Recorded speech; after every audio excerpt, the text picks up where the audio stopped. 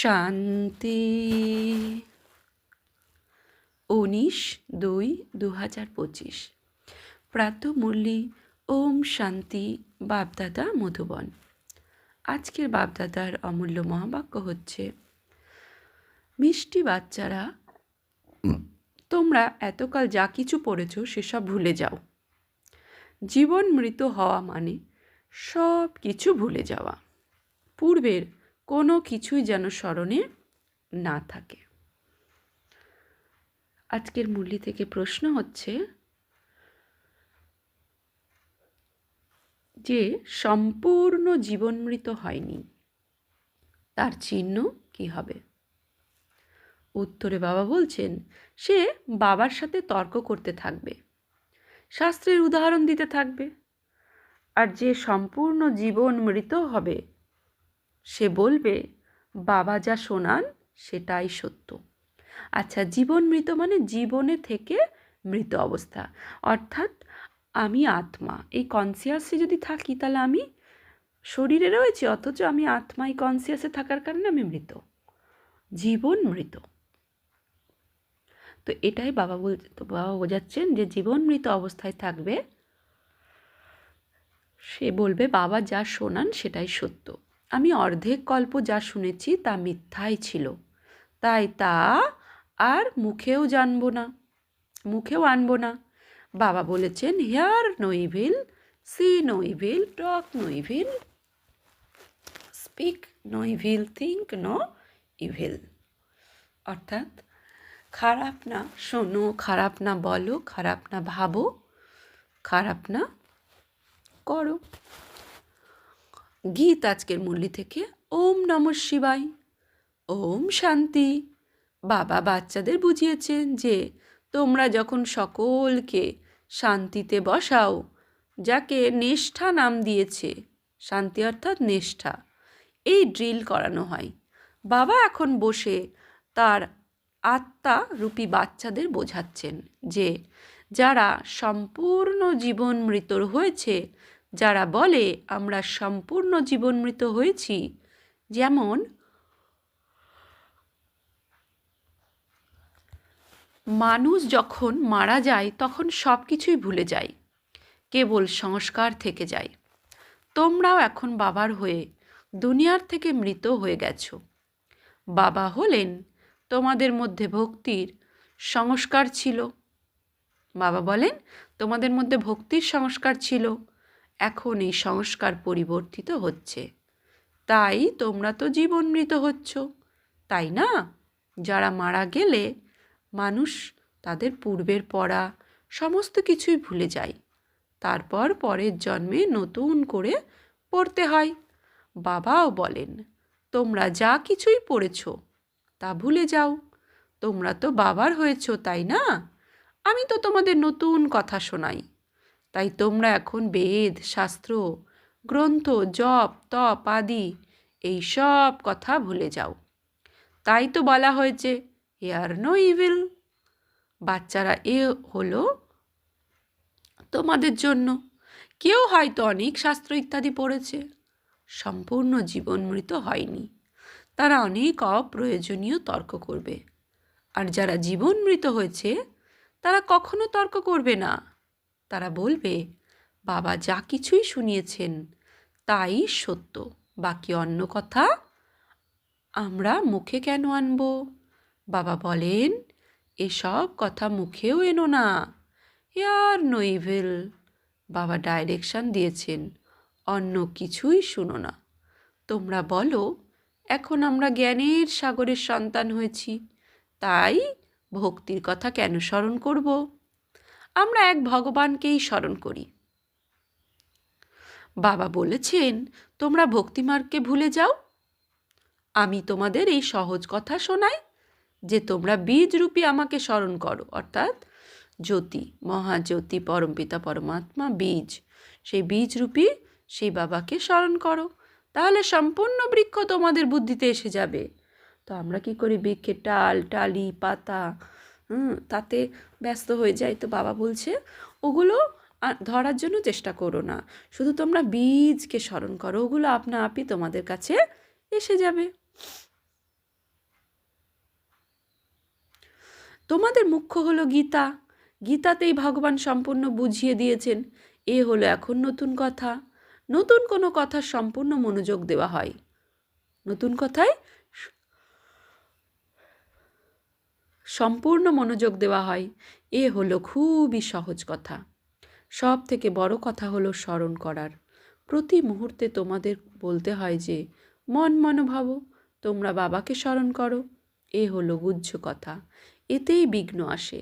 এমন অনেক বাচ্চা আছে যারা সম্পূর্ণ দিনে 2 মিনিটও স্মরণ করে না। বাবার হয়েও ভালো কর্ম না করলে, স্মরণও যদি না করে, তাহলে বিকর্ম করতে থাকে।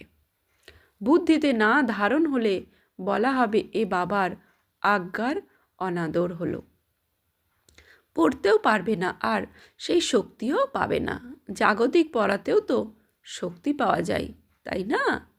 বলছে জাগতিক পড়াতে কি শক্তি পাওয়া যায়, যে আমি এতটা পড়াশুনো করেছি, আমি এত কিছু জেনেছি, এই ভাবনাতে কি আছে? মনের শক্তি পাওয়া যায়, তাই না? তো পড়াশুনো হলো সোর্স অফ ইনকাম।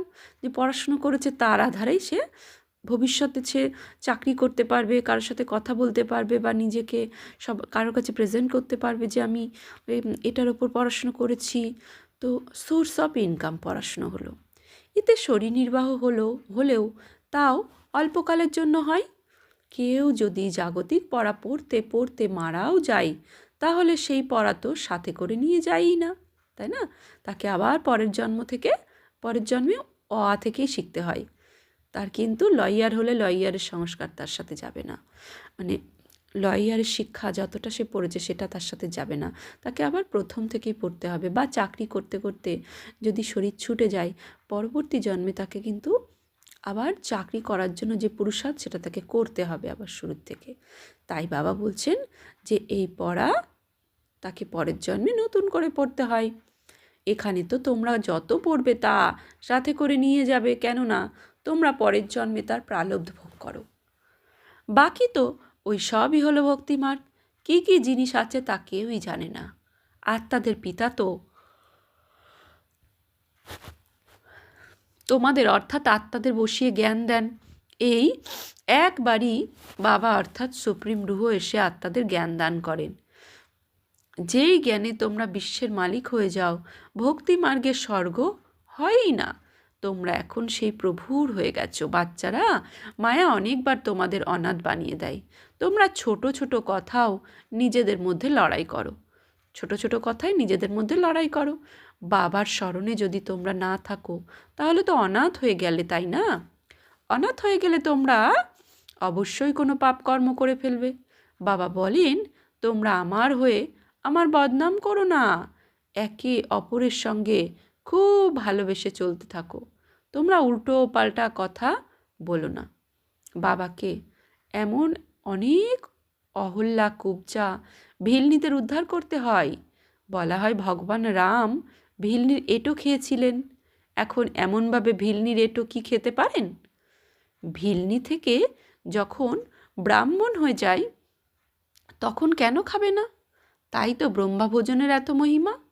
বলছে ভিলনির এঁটো খায় না, ভিলনি থেকে তাকে ব্রাহ্মণ বানিয়ে, ব্রহ্মজ্ঞানের দ্বারা ব্রাহ্মণ বানিয়ে যায়, তখন খাবেন। তো এটাই শিব বাবা তো আর খাবেন না, তিনি তো অভোক্তা। তো শিব বাবা এটো কি করে খাবে? স্বয়ং ভগবান, সে তো অভোক্তা।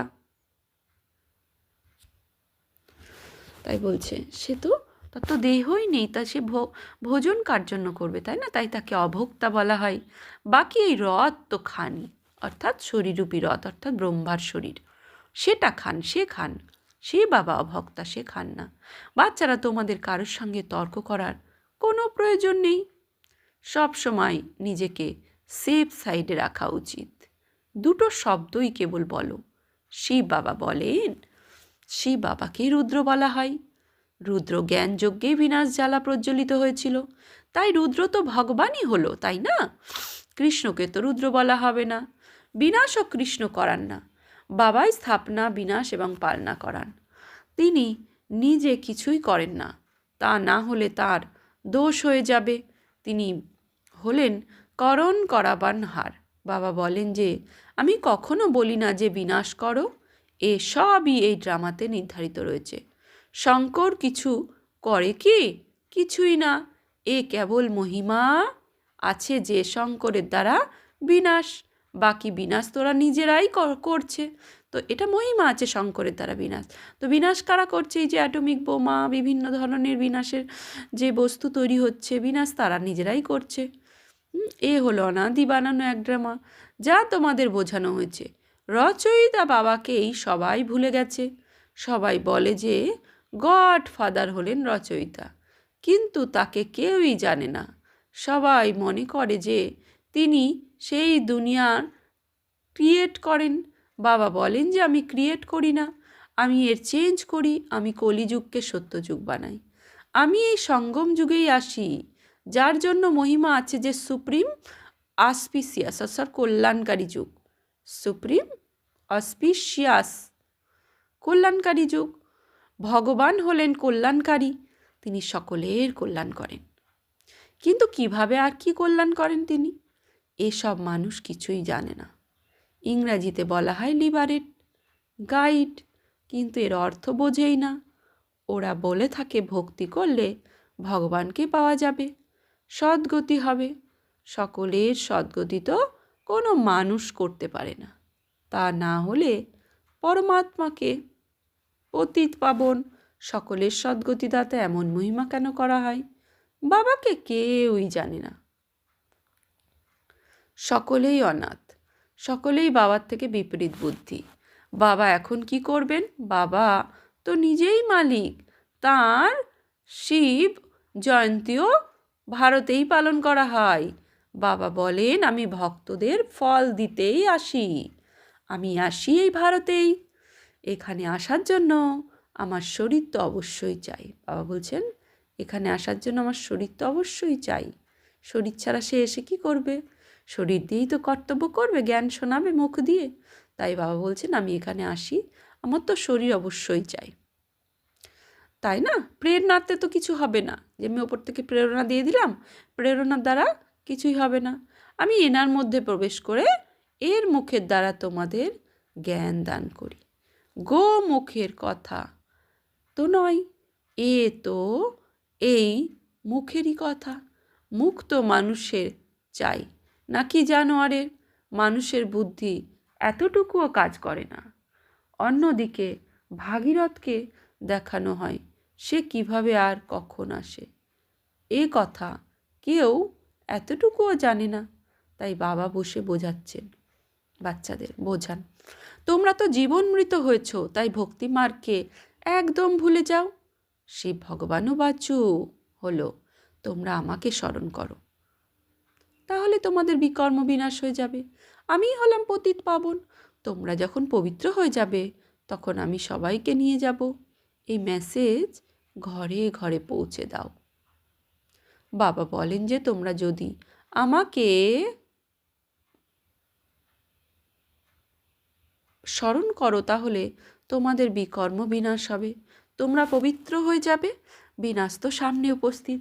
তোমরা ডেকেও থাকো, হে পতিত পাবন এসো, পতিতকে পবিত্র বানাও। রাবণ রাজ্য থেকে মুক্ত করে রাম রাজ্য স্থাপন করো।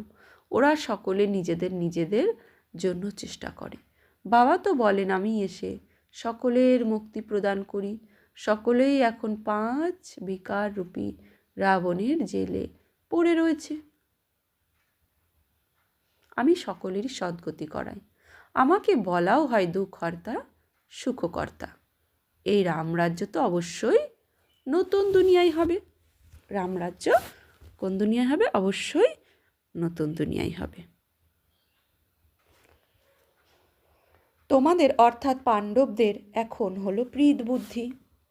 কারোর কারোর তো তৎক্ষণাৎ প্রীত বুদ্ধি হয়ে যায়, কারোর কারোর আবার ধীরে ধীরে হয়। কেউ তো আবার বলে ব্যাস আমি সব কিছুই বাবাকে স্যারেন্ডার করছি।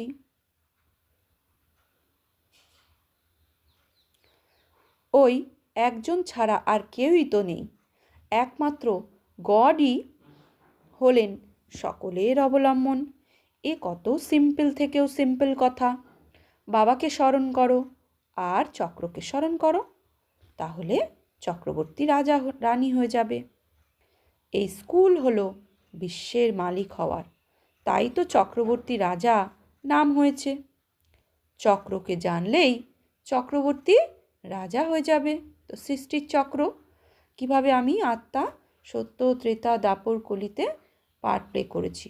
তো এই চক্রকে জানতে হবে। আমি আত্মা, আমার মধ্যে 5 সংস্কার ইমার্জ আছে, তো এই চক্রকে জানতে হবে। তো বাবা বলছেন এই চক্রকে জানলেই চক্রবর্তী রাজা হওয়া যায়। এই কথা বাবাই বুঝিয়ে বলেন, বাকি কোনো তর্কই করবেন না।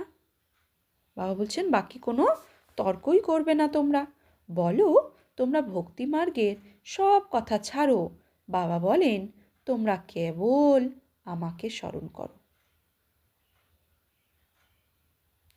মূল কথাই হলো এটা, যারা তীব্র পুরুষার্থী হয় তারা খুব জোর এই পড়ায় লেগে যায়। যার এই পড়ার শখ থাকে সে ভোরবেলা উঠে এই পাঠ পড়তে থাকে। ভক্তি যারা করে তারা ভোরবেলায় ওঠে। কত মানুষ নদা ভক্তি করে, যখন শির কাটতে উদ্যত হয় তখনই সাক্ষাৎকার হয়। বাবা তো এখানে বলেন এই সাক্ষাৎকারও ক্ষতি করে থাকে। সাক্ষাৎকারে গেলে পড়াশি আর যোগ দুই বন্ধ হয়ে যায়। সাক্ষাৎকারে গেলে পড়াশি আর যোগ দুই বন্ধ হয়ে যায়, এতে টাইম ওয়েস্ট হয়ে যায়। তাই ধ্যান ইত্যাদি শক্ত রাখাই উচিত নয়। এও এক মারাত্মক রোগ, যাতে মায়া প্রবেশ করে। যুদ্ধের সময় যেমন খবর শোনানো হয়, তো মাঝে মাঝে কিছু খারাপ করে দেওয়া হয় যাতে শুনতে না পাওয়া যায়। মায়াও অনেকের সামনে বিঘ্ন এনে উপস্থিত করে। বাবাকে স্মরণ করতেই দেয় না, তখন বোঝা যায় যে এর ভাগ্যে বিঘ্ন আছে। দেখা যায় মায়া তো প্রবেশ করেনি, বেকায়দাতে কিছু বলে দেয়নি তো, তাহলে বাবা চট করে নিচে নামিয়ে দেবে। বলছে বেকায়দায় যদি কেউ কিছু কাউকে বলে দেয়, বাবা চট করে ওপর থেকে নিচে নামিয়ে দেবে। অনেক মানুষই বলে আমাদের যদি সাক্ষাৎকার হয় তাহলে এসব ধন সম্পত্তি ইত্যাদি আমরা আপনাকে দিয়ে দেব। বাবা বলেন এসব তোমরা নিজেদের কাছেই রাখো, ভগবানে তোমাদের অর্থের কি প্রয়োজন। ব্রহ্মা বাবার কাছে এসে বলতো অনেকে যে আমাদেরও যদি সাক্ষাৎকার হয় আপনার এই সৎসঙ্গে এসে, দেবী দেবতার বা কোনো সত্যযুগে সাক্ষাৎকার হয়, তাহলে আমাদের যা ধন সম্পত্তি আছে সব দিয়ে দেবো। বাবা তার উত্তরে কি বলতেন, এসব তোমরা তোমাদের কাছে রেখে দাও, ভগবানের তোমাদের অর্থের কি প্রয়োজন। বাবা তো জানেই যে এই পুরনো দুনিয়াতে যা কিছুই আছে সবই ভস্ম হয়ে যাবে। বাবা এসব নিয়ে কি করবে, বাবার কাছে তো বিন্দু বিন্দু করে পুকুর তৈরি হয়ে যায়। তোমরা বাবার নির্দেশে চলো, হসপিটাল আর ইউনিভার্সিটি খোলো, যেখানে যে কেউ এসে এই বিশ্বের মালিক হতে পারে। তোমাদের 3 পা জমিতে বসে মানুষকে নর থেকে নারায়ণ বানাতে হবে, কিন্তু এই 3 পা পৃথিবী পাওয়া যায় না। বাবা বলেন আমি তোমাদের সমস্ত বেদ শাস্ত্রের সার বলে দিই। এই শাস্ত্র হলো সমস্ত ভক্তি মার্গের। বাবা এর কোনো নিন্দা করেন না। এই খেলা তো বানানোই আছে, এ কেবল বোঝানোর জন্য বলা হয়। এ তো সেই খেলাই, তাই না? এই খেলার আমরা নিন্দা করতে পারি না। আমরা বলি জ্ঞান সূর্য জ্ঞান চন্দ্রমা, তো ওরা তখন চন্দ্রমা ইত্যাদিতে দিয়ে গিয়ে খুঁজতে থাকে ওখানে কোনো রাজত্ব রাখা আছে কি। জাপানিরা সূর্যকে মেনে থাকে, আমরা বলি সূর্যবংশী, ওরা আবার সূর্যকে বসে পুজো করে, সূর্যকে জল দান করে। বাবা তাই বাচ্চাদের বুঝিয়েছেন যে কোনো বিষয়ে খুব বেশি তর্ক করবে না, একটি কথাই তোমরা শোনাও। বাবা বলেন আমাকে স্মরণ করো, তাহলে তোমরা পবিত্র হতে পারবে। এখন এরকম রাজ্যে সকলেই পতিত, কিন্তু নিজেকে কেউই পতিত বলে মানেই না। বাচ্চারা তোমাদের এক চোখে শান্তিধাম আর এক চোখে সুখধাম, বাকি এই দুঃখধামকে তোমরা ভুলে যাও। তোমরা হলে চৈতন্য লাইট হাউস। এখন প্রদর্শনীতেও নাম রাখা হয় ভারত দ্য লাইট হাউস, কিন্তু কেউ কি বুঝবে তোমরা তো এখন লাইট হাউস, তাই না? পোর্টে লাইট হাউস স্টিমারকে পথ বলে দেয়। তোমরাও সকলকে মুক্তি আর জীবন মুক্তি ধামের পথ বলে দাও। কেউ যখন প্রদর্শনীতে আসবে তখন খুব ভালোবেসে বলো গড ফাদার তো সকলের একই, তাই না? গড ফাদার অথবা পরমপিতা বলেন যে আমাকে স্মরণ করো, তাহলে অবশ্যই তো মুখের দ্বারা বলবেন, তাই না? ব্রহ্মার দ্বারা স্থাপনা, আমরা সব ব্রাহ্মণ। ব্রাহ্মণীরা হলাম ব্রহ্মার মুখ বংশাবলী। তোমাদের মতো ব্রাহ্মণদের জাগতিক ব্রাহ্মণরাও মহিমা করে। ব্রাহ্মণ দেবতাই নম। উচ্চ থেকে উচ্চ হলেন একমাত্র বাবা। তিনি বলেন, আমি তোমাদের উঁচুর থেকে উঁচু রাজযোগ শেখাই, যার দ্বারা তোমরা সম্পূর্ণ বিশ্বের মালিক হয়ে যাও। সেই রাজত্ব তোমাদের থেকে কেউ ছিনিয়ে নিতে পারবে না। এই বিশ্বের ওপর ভারতেরই রাজত্ব ছিল। ভারতের কত মহিমা তোমরা এখন জানো যে আমরা শ্রীমতে চলে এই রাজ্য স্থাপন করছি। বাবা বলছেন, তোমরা এখন জানো যে আমরা শ্রীমতে চলে এই রাজ্য স্থাপন করছি।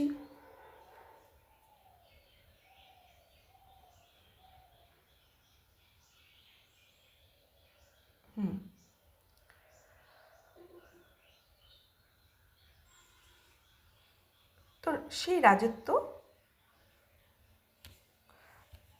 যে শ্রীমতে চলে আমরা যে রাজ্য স্থাপন করছি, তো বাবা বলছেন এই রাজত্ব তোমাদেরই। আচ্ছা, মিষ্টি মিষ্টি হারানিধি বাচ্চাদের প্রতি মাত পিতা বাপদাদার স্মরণের স্নেহ সুমন আর সুপ্রভাত। আত্মাদের পিতা তার আত্মারূপী বাচ্চাদের জানাচ্ছেন নমস্কার, সুপ্রভাত, ধন্যবাদ। আমরা আত্মারূপী বাচ্চারা আত্মারূপী বাবাকে বাপদাদাকে জানাচ্ছি নমস্কার, সুপ্রভাত, ধন্যবাদ। ধারণার জন্য মুখ্য সার: 1. তীব্র পুরুষার্থী হওয়ার জন্য এই আধ্যাত্মিক পাঠের শখ রাখতে হবে। ভোরবেলা উঠে পড়াশোনার অভ্যাস করতে হবে। সাক্ষাৎকারের আশা রাখবে না, এতেই টাইম ওয়েস্ট হয়। 2. শান্তিধাম আর সুখধামকে স্মরণ করতে হবে। এই দুঃখধামকে ভুলে যেতে হবে। কারোর সঙ্গে তর্ক করবে না। ভালোবাসার সাথে মুক্তি আর জীবন মুক্তিধামের পথ বলে দিতে হবে। বরদান: সদা সুখের সাগরে লাভলীন থেকে অন্তর্মুখী ভব। সদা সুখের সাগরে লাভলীন থেকে অন্তর্মুখী ভব। বলা হয়ে থাকে অন্তর্মুখী সদা সুখী। যে বাচ্চারা সদা অন্তর্মুখী ভবর বরদান প্রাপ্ত করে নেয়, তারা বাবার সমান সদা সুখের সাগরে লাভলীন থাকে। সুখদাতার বাচ্চা নিজেও সুখদাতা হয়ে যায়, সমস্ত আত্মাদের সুখের নিজেও সুখদাতা হয়ে যায়, সমস্ত আত্মাদের সুখের খাজানা বিতরণ করে। তো এখন অন্তর্মুখী বাবা বলছেন, তো এখন অন্তর্মুখী হয়ে এমন সম্পূর্ণ মূর্তি হয়ে যাও যে কেউ তোমাদের কাছে যদি কোনো ভালো ভাবনা নিয়ে এসে যেন নিজের ভাবনা সম্পন্ন করে যায়। যেরকম বাবার খাজানাতে অপ্রাপ্ত কোনো বস্তু নেই, সেরকম তোমরাও বাবার সমান ভরপুর হও। স্লোগান: আত্মিক নেশায় থাকো, তাহলে কখনো অভিমানের ফিলিং আসবে না। অব্যক্ত ইশারা: একান্ত প্রিয় হও, একতার একগ্রতাকে ধারণ করো। নিজেকে সর্বদা আন্ডারগ্রাউন্ড অর্থাৎ অন্তর্মুখী বানানোর প্রচেষ্টা করো। আন্ডারগ্রাউন্ডেও যেমন সব রকমের কারোবার চলে, সেরকম অন্তর্মুখী হয়েও কাজ করতে পারো। অন্তর্মুখী হয়ে কার্য করলে এক তো বিঘ্ন থেকে রক্ষা পাবে, দ্বিতীয়ত সময় বেঁচে যাবে, তৃতীয়ত সংকল্প ব্যর্থ যাবে না। একান্তবাসীর সাথে রমণিকতাও এতটাই হবে। আচ্ছা, আজকের সমন্বয় আমি অন্তর্মুখী লাভলীন আত্মা। ওম শান্তি।